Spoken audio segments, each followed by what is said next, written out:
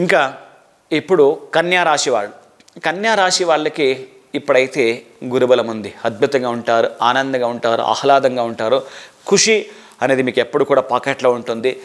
మంచి విషయాల్ని గ్రహించేది, ఒక ఎడ్యుకేషన్ ద్వారా మళ్ళీ ఏదైనా మనం తెలుసుకోనాలా అనేటువంటి ఒక మీకు హపాహపితనం అంటే ఆకలి ఉంటుంది మీకు.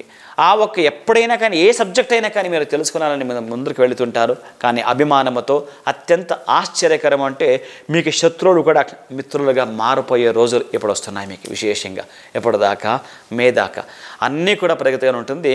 2025 సంవత్సరం తర్వాత మే తర్వాత మీకు గురుబలం ఉండదు. ఈ ఒక కన్యా రాశి వారికి, కన్యా రాశి వారికి గురుబలం ఉండదు. కానీ మిమ్మల్ని చూస్తుంటాడు శనేశ్వరుని దృష్టి ఈ రాశి మీద పడుతుంటుంది. అభ్యంతరం అనేది, ఎందుకంటే ఈ రాశి వారికి మిత్రుడు శనేశ్వరుడు కాబట్టి ఏ కారణానికి మీరు భయం అనేది పక్కకి వదిలేయండి. కొంతమంది నేను చూస్తుంటాను ఏదేదో భయం పెడుతుంటారు, ఆ భయమే లేదు.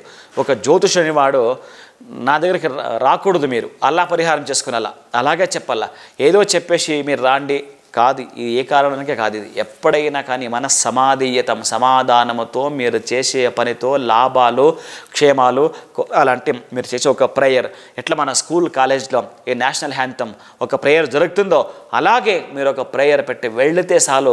ఎవరికి సంబంధించిన ప్రేయరు అన్నా చెల్లులు అంటారు. ఇక్కడ అన్నా చెల్లులు ఎందుకు చెప్తున్నారంటే మీకు ఒక సీక్రెట్ ఉంది ఇక్కడ. ఈ రాశి వారికి ఏదైనా ప్రగతి పొందాలి అంటే మీరు అన్ని పక్క పెట్టేసి ఈ ఒక కన్యా రాశి వాళ్ళకి సంబంధించిన మహానుభావుడు విష్ణు అవుతాడు. విష్ణుకి సంబంధించిన విష్ణు పురాణం మీ ఇంటిలో పెట్టుకోండి. విష్ణుకి సంబంధించిన సూక్తాన్ని అప్పుడప్పుడు మీరు వినండి.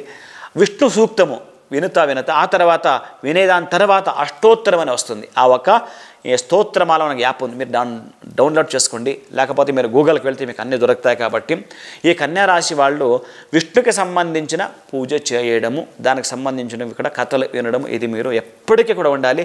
ధనస్థానానికి సంబంధించిన ఇల్లు ఎవరిదో అంటే విశేషంగా శుక్రుడు అంటే విశేషంగా మనం ఎట్లా తీసుకుంటామంటే ఏదైనా కానీ దానికి సంబంధించిన అధిపతి దుర్గా ఇలా తీసుకొని వస్తాం. కాబట్టి దుర్గాదేవి అష్టోత్తరం అంటే విష్ణువుకి చెల్లెలు కాబట్టి అట్లా ఆ దుర్గాదేవి అష్టోత్తరాన్ని దుర్గాదేవి టెంపుల్కి వెళ్ళడము, దుర్గాదేవి ఆలయానికి వెళ్ళడము, ఏదో ఒక సర్వీస్ మనం చేస్తూ ఉండేది. ఈ రాశి వాళ్ళు ఏదైనా అక్కడ ప్రగతి కావాలంటే మనం అనుకున్న పనులన్నీ కూడా మనకి కావాలి అనేది అయితే ఈ రాశి వాళ్ళకి ఇప్పుడు దా గురుబలం ఉండేది.